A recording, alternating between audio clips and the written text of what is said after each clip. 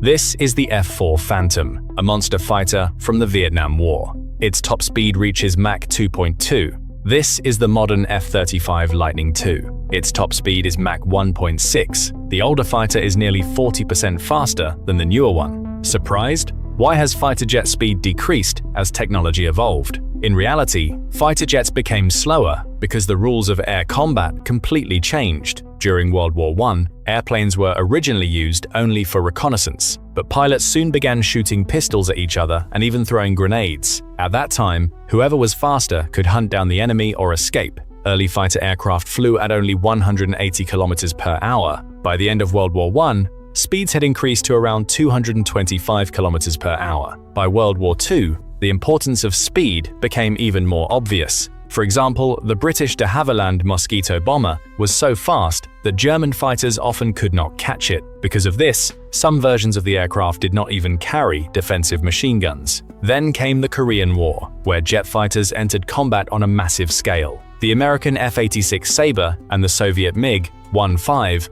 both approached speeds of Mach 0.9. Pilots frequently flew near their performance limits. Soon afterburners pushed fighter jets into the Mach 2 era. American Century Series fighters, along with Soviet aircraft like the MiG-19 and MiG-21, became faster and faster. It seemed that the slower aircraft would always lose. However, reality proved otherwise. During the Vietnam War, the US Air Force F-4 Phantom frequently fought against North Vietnamese MiG-21s. The F-4 could reach Mach 2.2. But here is the shocking part. Across more than 100,000 combat missions, how much time was actually spent flying above Mach 2?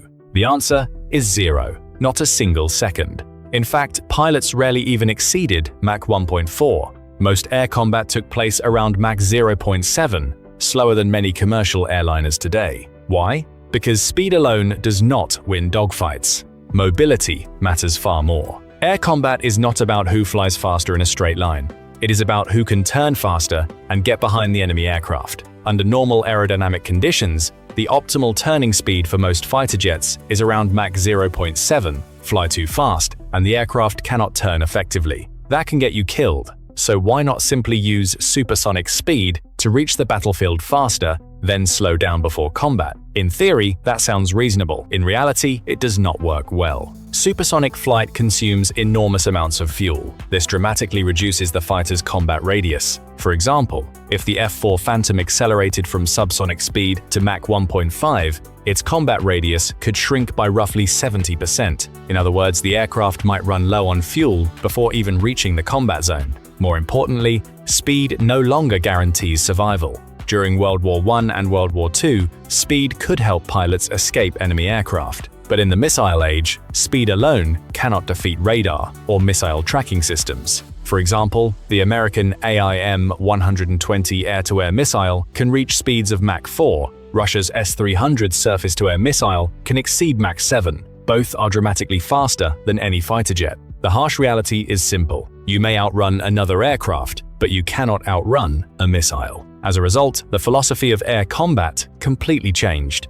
If you cannot run, then perhaps you should hide. Supersonic flight generates enormous heat signatures. High-temperature exhaust flames and airframe heating caused by air friction make the aircraft much easier to detect with infrared sensors. Modern fighter jets therefore prioritize stealth rather than maximum speed. Take the F-22 Raptor as an example. Its original design target allowed speeds of Mach 1.8, but this was later reduced to Mach 1.6 in order to lower heat buildup and improve stealth performance. At the same time, the importance of high-speed reconnaissance aircraft also declined. During the Cold War, the United States operated the SR-71 Blackbird, capable of flying at Mach 3.2. Today, satellites and stealth drones have largely replaced aircraft like it. Launching satellites or deploying unmanned reconnaissance drones is often more efficient, safer, and cheaper than building extremely fast reconnaissance planes. High-speed flight also requires more complex air intakes, less fuel-efficient engines, and heavier aircraft structures.